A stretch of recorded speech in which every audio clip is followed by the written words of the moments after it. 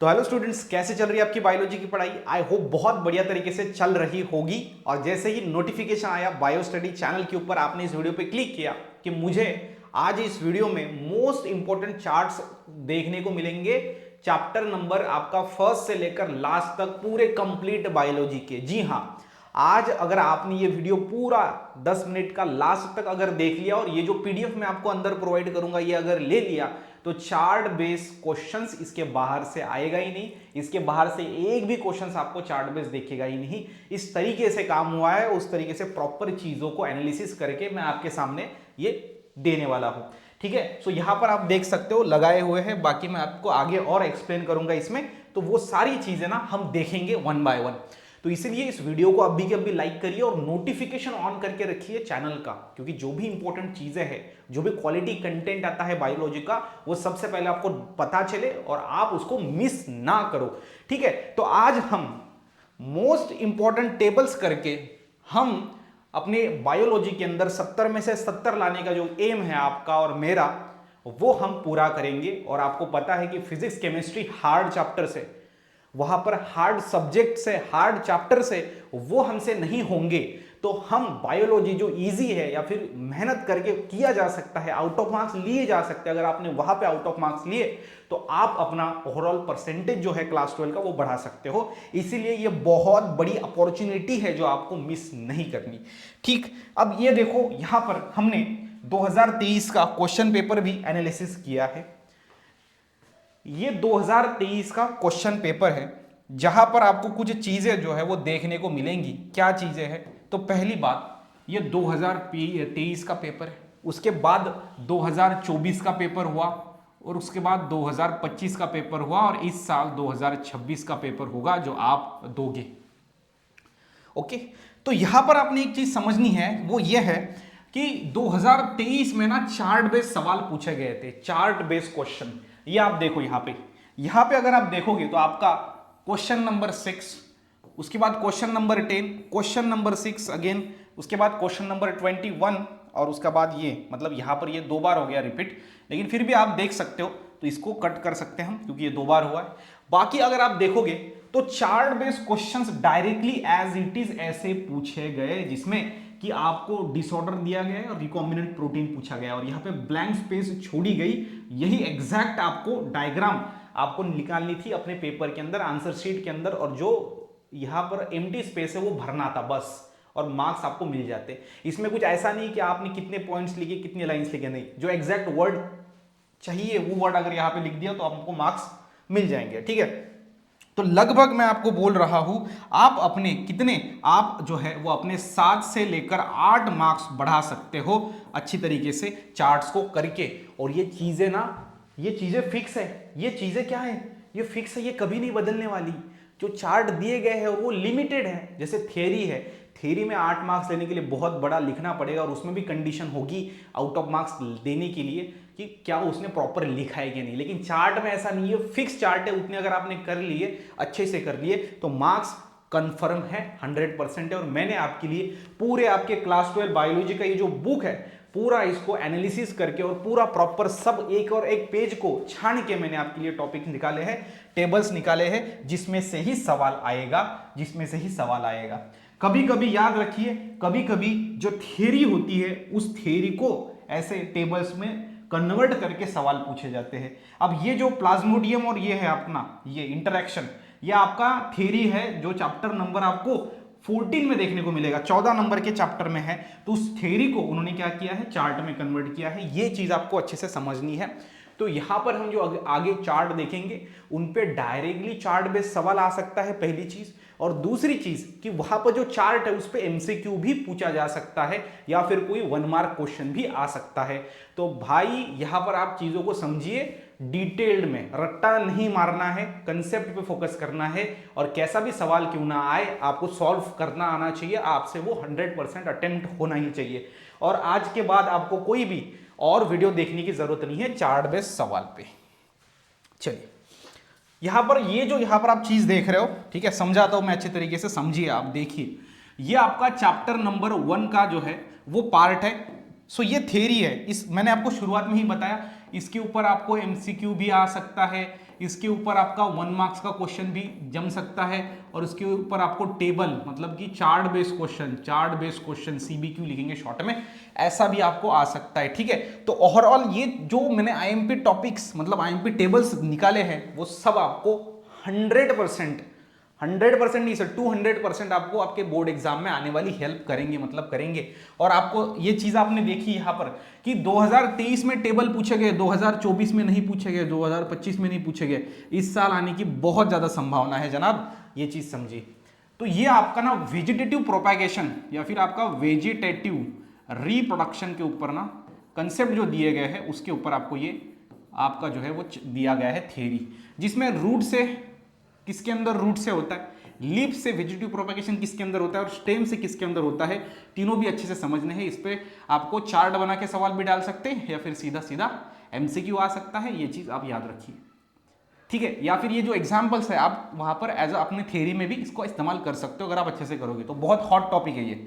और जो बच्चे CET का प्रिपरेशन कर रहे हैं, PCB ग्रुप से जो CET दे रहे हैं, तो मेरी आपसे एक रिक्वेस्ट है, CET दोनों ग्रुप में देना, PCM और PCB। चाहे आप PCB में ना करो लेकिन फिर भी देना, हो सकता है कभी कभी PCB का स्कोर ज्यादा आता है PCM से, और PCM में एडमिशन नहीं मिला तो खाली बैठोगे आप। ठीक है, तो उससे अच्छा है कि आप देना। ठीक, अब यहां पर एक चीज समझनी है, ये यहां पर हो गया आपका पहला टॉपिक। दूसरा चार्ट आपका है ये वाला, ये चैप्टर नंबर 2 का चार्ट है, जिसमें जो है वो एम्ब्रियोनिक डेवलपमेंट के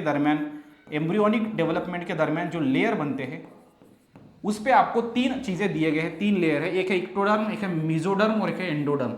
अब यहाँ पे थ्योरी भी क्वेश्चन बन सकता है, चार्ट बेस भी बन सकता है, MCQ भी बन सकता है।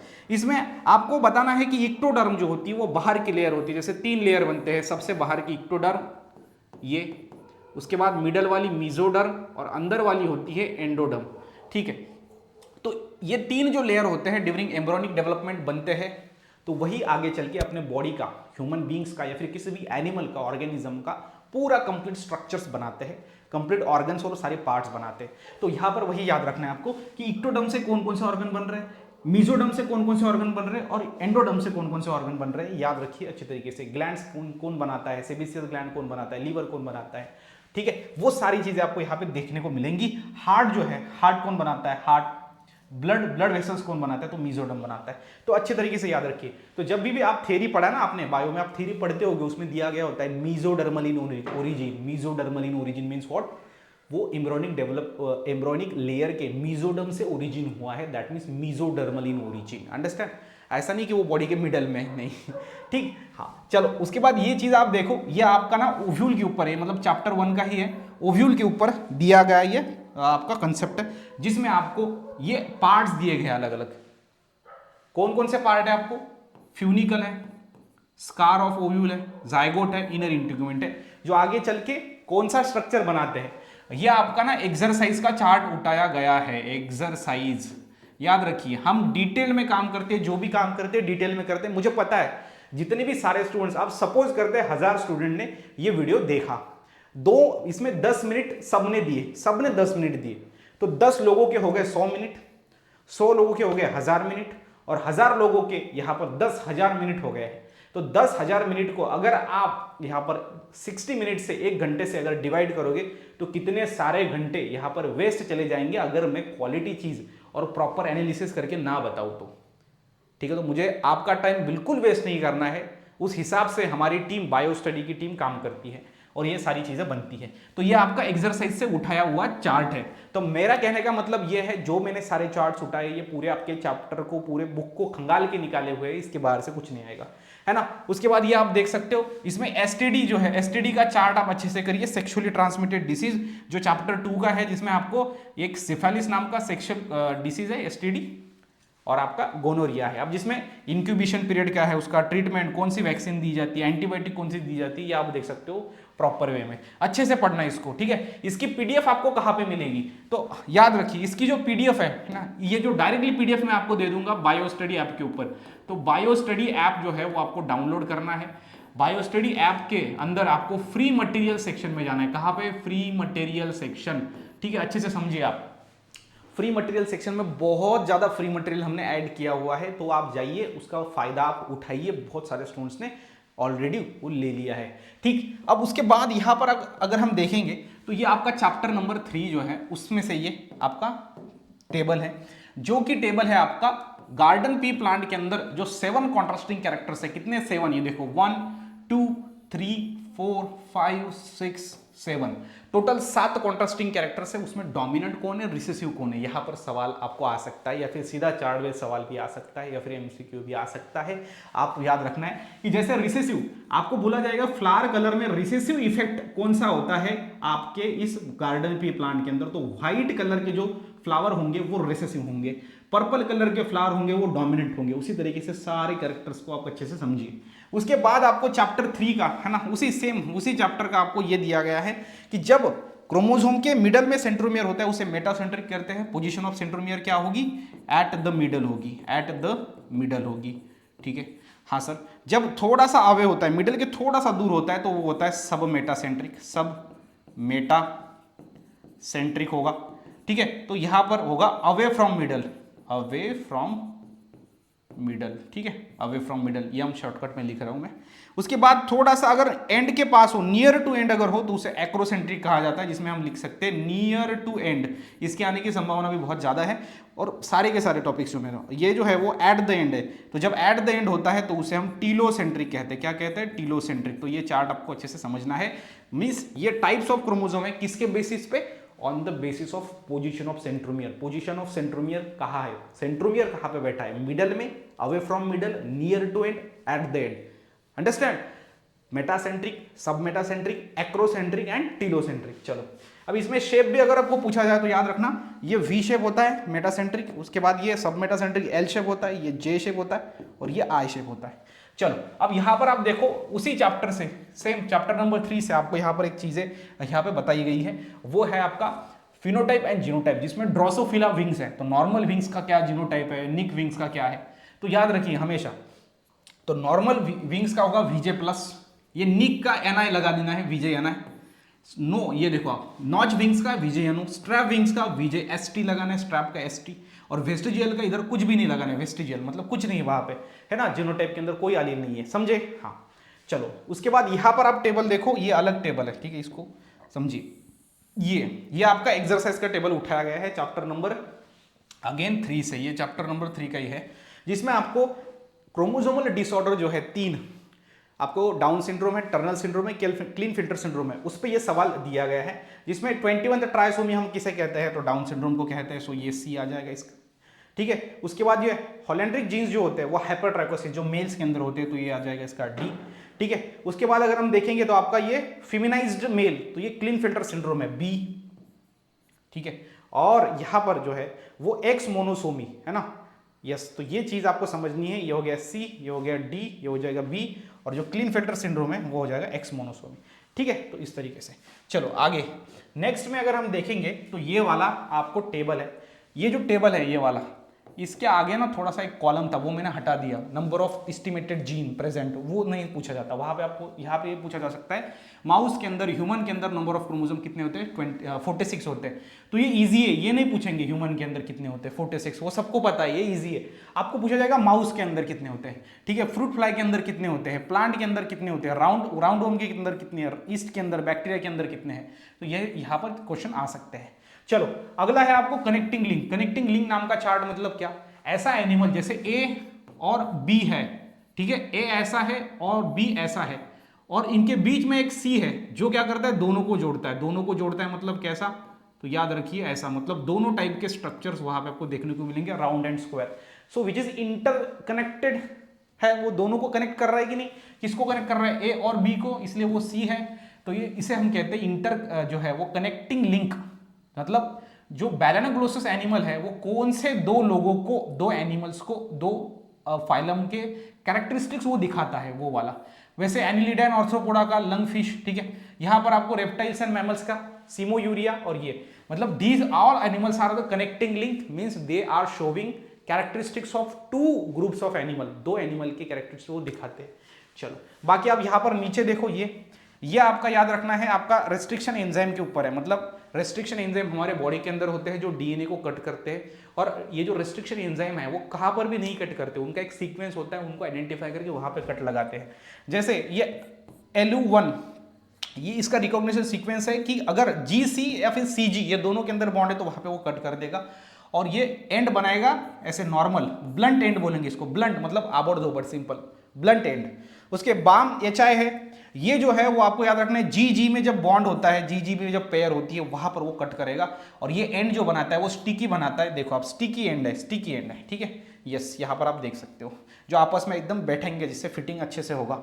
उसके बाद इको RI नाम का है, जो कि आपको समझना है कि इसका जो है रिकॉग्निशन सीक्वेंस कौन सा होता है, तो GA या फिर AG, इसके बीच में एडेनिन ग्वानिन या फिर ग्वानिन एडेनिन, इसके बीच में कट करता है। उसके बाद हिंद 2 है, जो कि आपका CG या फिर GC में कट करता है, कौन से एंड फॉर्म करता है वो भी आप अच्छे से समझिए, है ना। चलो, उसके बाद यहाँ पे आपको रिकॉम्बिनेंट प्रोटीन्स है, और उसके अंदर आपको डिसीज है, मतलब डिसीज है उनके अंदर ये रिकॉम्बिनेंट प्रोटीन्स यूज किए जाते हैं। जैसे एनीमिया के अंदर इरेथ्रोपोइटिन यूज किया जाता है, इस पे सवाल आया था, है ना। अस्थमा के अंदर यहाँ पर देखो ये है एथेरोस्क्लेरोसिस, ठीक है, इसका कोई नहीं आएगा। पर्चुरेशन, हाँ ये आएगा। तो ऐसा होता है कि सारे के सारे के नहीं पूछते, कुछ कुछ इंपॉर्टेंट पूछते हैं। जैसे ये ह्यूमन का बहुत ईजी है, ये नहीं डालेंगे तो बाकी का डालेंगे। चलो, ये हो गया आपका चार्ट। नेक्स्ट में आपका ये इंपॉर्टेंट चार्ट है आपका, ये चैप्टर नंबर 8 से है, चैप्टर नंबर 8, है ना। Yes sir. अब इसके पहले का अगर हम देखेंगे, है ना, ये आपका एस्टिमेट नंबर ऑफ जीन, ये 4 है, चैप्टर नंबर 4 से, ये 5 से, चैप्टर 5 से। ये आपका जो है वो बायोटेक्नोलॉजी का है, ये भी आपका बायोटेक्नोलॉजी का है, 12 नंबर का। चलो, नेक्स्ट में ऑर्गेनिज्म और उसका हैबिटेट, उसका रेस्पिरेटरी सरफेस, ये आपका chapter 8 that is respiration and circulation, इस चैप्टर का है, जिसमें दिया गया है कि ऑर्गेनिज्म है और उनके रेस्पिरेटरी सरफेस है। अब रेस्पिरेटरी सरफेस क्या है? ऑर्गेनिज्म के अंदर ऐसा सरफेस जहां से ऑक्सीजन एंड कार्बन डाइऑक्साइड का एक्सचेंज होता है। जैसे हमारे बॉडी के अंदर, ह्यूमंस के अंदर लंग्स है, रेस्पिरेटरी सरफेस, मतलब बाहर से हवा जो जाती है वो लंग्स में जाती है, और लंग्स में जाने के बाद जो ऑक्सीजन है वो अंदर घुसता है और अंदर का कार्बन डाइऑक्साइड बाहर आता है। तो वहां पर उस जगह पर एक्सचेंज हो रहा है चीज़ों को, ठीक है ना। जैसे इंडिया के अंदर बाउंड्री जो रहेगी, बाउंड्री जैसे मुंबई के अंदर जो पोर्ट रहेगा वहां पर एक्सचेंज हो रहा है, सो वो रेस्पिरेटरी सरफेस है। उस तरीके से ह्यूमन बींग्स के अंदर, इस तरीके से ऑर्गेनिजम्स के अंदर अलग अलग रेस्पिरेटरी सरफेस होते हैं, वो आपको समझने हैं। चलो, उसके बाद ये चार्ट बहुत इंपॉर्टेंट है, दैट इज ह्यूमन इवोल्यूशन का चार्ट। ह्यूमन इवोल्यूशन जिसमें हम कैसे बने, हमारे एंसेस्टर्स, हमारे पूर्वज, है ना, हमारे पूर्वज। लेकिन ये हमारे पूर्वज बहुत बहुत बहुत बहुत हजारों लाखों सालों पहले के हैं, है ना। जैसे हमारे अभी के पूर्वज कौन है? हमारे पिताजी, उनके पूर्वज हैं उनके पिताजी, उनके दादाजी और सारी चीज़ें, ऐसा है ना। हाँ, लेकिन ये हमारे दादाजी ही है ये, मतलब दादाजी के मतलब बहुत लाखों हजारों साल पहले का ये विषय है, वो चीज़ें समझनी है आपको। तो ये समझना है, ड्रायोपिथिकस, रैमेपिथिकस, ऑस्ट्रेलोपिथेकस, होमो हैबिलिस, होमो इरेक्टस, निएंडरथैल मैन, क्रोमैग, मतलब आपका होमो सैपियन। अब इसमें उसका अपीयरेंस कैसा था, उनके फॉसिल्स कहाँ पे मिले? फॉसिल्स मतलब क्या होते हैं? डेड पार्ट्स, और ये जमीन के अंदर मिलते हैं। आप बोलोगे सर जमीन के अंदर क्यों? क्योंकि जब कोई एनिमल मरता है उसके बाद जब लाखों साल चले जाते हैं तो उसके ऊपर सॉइल के लेयर्स यहाँ पे चढ़ते हैं। तो एनिमल मरा, उसके बाद उसके ऊपर सॉइल्स के लेयर ऐसे चढ़ते गए, तो एनिमल जो है वो जमीन के अंदर धंस जाता है, उसको फिर बाद में खोद के निकाला जाता है, तो उसको फॉसिल्स कहते हैं। उसको क्या कहते हैं? फॉसिल्स। तो एनिमल जितना पुराना हो उसके फॉसिल्स उतने ही नीचे आपको जमीन के अंदर मिलेंगे, और एनिमल जितना नया हो, मतलब अभी लेटेस्ट मर गया हो, तो वो सबसे ऊपर मिलेगा, ठीक है। चलो, बाकी आपको ये है आपके अंदर लंग्स की कैपेसिटी और आपके यहाँ पर लंग्स के वॉल्यूम्स, बहुत इंपॉर्टेंट चार्ट है, इस पे सवाल आ सकता है। ये चैप्टर 8 का ही है, रेस्पिरेशन एंड सर्कुलेशन। नेक्स्ट आपको चैप्टर 8 में ही रेस्पिरेटरी सिस्टम के डिसीज है, डिसीज ह्यूमंस के अंदर जो रेस्पिरेटरी सिस्टम है उससे रिलेटेड डिसीज, ठीक है। इम्फेसेमा है, क्रोनिक ब्रोंकाइटिस है, एक्यूट ब्रोंकाइटिस है। अब देखो, इस पे एक तो कोई चार्ट बेस्ड सवाल आएगा, या फिर आपको 1 मार्क के लिए पूछा जा सकता है कि what is chronic bronchitis, 1 mark के लिए। तो फिर आपको वहां पे सिम्टम्स बताने हैं, कॉज बताना है, ट्रीटमेंट बताना है, बात खत्म, 1 मार्क का है, ठीक है। हाँ सर, इस पे 1 मार्क का सवाल बन सकता है, ज्यादा नहीं। चलो, बाकी आपको ये दिया गया है आपका नर्व, ये आपका है जैसे क्रैनियल नर्व्स होता है और स्पाइनल नर्व्स होता है। This is the chart of spinal nerves. Spinal nerves मतलब क्या? Nerves which is arises from spinal cord, which is spinal nerves. इसमें सर्वाइकल होता है, थोरेक्सिक होता है, लुम्बार होता है, सैक्रल होता है, कोकिजियल होता है। अब कितने पेयर्स होते हैं इसके? 8, 12, 5, 5, 1, और कहाँ से ये चालू होता है वो आपको रीजन दिया गया है। ओके, तो ये चार्ट आपका 2000, ये जो चार्ट है ना, ये 2000 आपका 25 में, पिछले साल ये सवाल पूछा गया था डायरेक्टली। क्या दिया गया था? ठीक है, देखो कैसे पूछा गया था। तो सिंपल है, ऐसे यहाँ पर ना ऐसे ब्लैंक स्पेस छोड़े थे, ठीक है, और ये भरना है, बस उस तरीके से सवाल आपको देखने को मिला था पिछले साल। चलो, उसके बाद अगला देखेंगे हम, ये आपका चैप्टर नंबर जो है वो 10 से दिया गया है, विच इज द लास्ट हम स्लाइड देख रहे हैं। ओके, सो ये आपका चैप्टर नंबर 10, 10 में आपसे 10 में दिया गया आपको ह्यूमन हेल्थ एंड डिसीज, जिसमें आपको ब्लड ग्रुप है A B O। है ना। इसमें कौन यूनिवर्सल एक्सेप्टर है, कौन यूनिवर्सल डोनर है, ठीक है, उसका जीनोटाइप क्या है। उसके बाद उनके आरबीसी के सरफेस पे एंटीजन कौन सा है, एंटीबॉडी कौन सी उनके सीरम में, किन को ब्लड दे सकते हैं और किन से ब्लड ले सकते हैं। तो ये प्रोसेस है जो आपको समझनी है अच्छी तरीके से, बहुत बहुत इंपॉर्टेंट है, आपको सीईटी में भी ये काम में आएगा, है ना। उसके बाद ये देखो, ये मलेरिया का है, चैप्टर नंबर 10 का। मलेरिया के अंदर अलग अलग आपको यहाँ पर देखो प्लाज्मोडियम के स्पेसीज है, प्लाज्मोडियम जिनसे मलेरिया होता है, और वहां पर आपको इनका इंक्यूबेशन पीरियड दिया गया है, मतलब ये बॉडी में आने के बाद कितने दिनों में उनका सिम्टम दिखता है कि वो बॉडी पर अटैक किया है उन्होंने, उनका असर शुरू हो जाता है। तो वो है, इसमें देखो 48 आवर्स के अंदर बार बार फीवर आता है पी वाइवेक्स के अंदर। उसके बाद पी मलेरिया के अंदर 72 घंटे के अंदर बार बार फीवर आता है। पी ओवेल के अंदर आपको 48 आवर्स का एक टाइम पीरियड के दरमियान बार बार फीवर आता है। और फी फैल्सिपैरम जो है वो देखो आप कि 22 से 48, मतलब ये सबसे घातक है, बार बार क्या होता है, फीवर आता है साइकिल के अंदर, साइक्लिक फीवर उसका कैरेक्टरिस्टिक है ना। बाकी ये आपका चैप्टर नंबर 11 से आपको दिया गया है कि पैथोजन कौन से है और प्लांट डिसीज कौन से पैथोजन से कौन सा प्लांट डिसीज होता है, सबसे इंपॉर्टेंट। ओके, उसके बाद ये है कि आपको कौन सी वैरायटी है जो इंसेक्ट या पेस्ट को दूर भगाती है। मतलब ये जो चार्ट है ना, ये आपका डिसीज रेजिस्टेंट प्लांट का है, डिसीज रेजिस्टेंट प्लांट, ऐसे प्लांट जो डिसीज को दूर भगाते हैं, ऐसे वैरायटीज आपको देखने को मिलेंगे क्रॉप की। ये क्रॉप है और उसमें उनका वैरायटी का नाम है।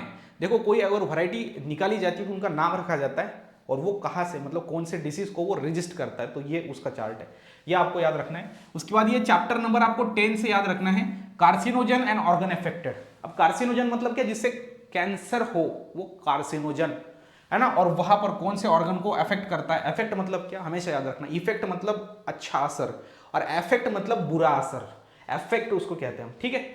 चलो नेक्स्ट में अगर हम देखेंगे विच इज द लास्ट, यहां पर भी वैसा ही है, आपको हिमगिरी विट रेजिस्टेंस टू डिसीज, यहाँ पर डिसीज रेजिस्टेंट प्लांट के वैरायटीज है जो आपको समझने हैं, है ना। यस, अब इस साल के लिए 2026 के लिए ये बहुत बहुत इंपॉर्टेंट, मैं आपको 3 टेबल बता रहा हूं। अब 3 टेबल है कि क्या है सर, मैं बताता हूं। चलो अब देखो, आपका जो चैप्टर नंबर 11 के ये है, कौन से चैप्टर से ये है, 11 की।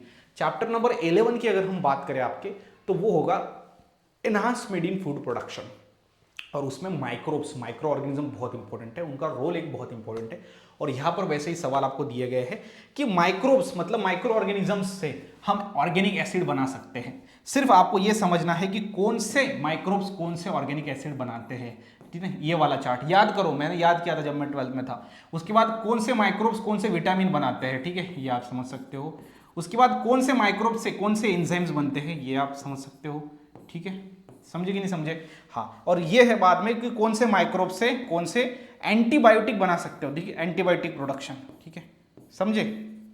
यस सर, चलो तो इस तरीके से आपको 1 2 3 4 ये चार्ट याद कर लेने हैं, ठीक है। तो इस वीडियो के अंदर हमने जो भी सारे चार्ट्स देखे, जो आप देखोगे यहाँ पर हम अगर देखेंगे तो वो सारे के सारे चार्ट आपको याद कर लेने हैं, अच्छे से समझने हैं, सीखने हैं, क्योंकि आने वाली एग्जाम के अंदर जो भी सारे क्वेश्चंस होंगे वो इस पीडीएफ से, इस स्लाइड से और इस हमारे लेक्चर से ही होंगे। और ये पीडीएफ मैं आपको बायो स्टडी ऐप के ऊपर फ्री मटेरियल सेक्शन में ऐड कर दूंगा। जैसे ही ये वीडियो अपलोड होगा उसी टाइम पे ऐड हो जाएगी, आपको बोलने की जरूरत नहीं होगी, ठीक है। तो इस वीडियो में हमने चार्ट बेस्ड क्वेश्चन को एकदम 0 से लेकर 100 तक सारी चीज़ों को एनालिसिस करके और सारे मोस्ट एक्सपेक्टेड और मोस्ट इंपॉर्टेंट जितने भी सारे चार्ट बनते हैं आपके क्लास 12 के बायो के बुक के अंदर, वो सारे उठा के आपको एक जगह पे लेके दिए हैं। अगर वीडियो आपको पसंद आया और आपको वैल्यू ऐड हुआ है इस वीडियो से आपके बायो के प्रिपरेशन के अंदर, तो लाइक बनता है और शेयर भी बनता है, अपने दोस्तों के साथ क्वालिटी एजुकेशन को पहुंचाना है, ठीक है। चलिए फिर मिलते हैं नेक्स्ट वीडियो के अंदर, तब तक के लिए stay happy, stay motivate, thank you so much.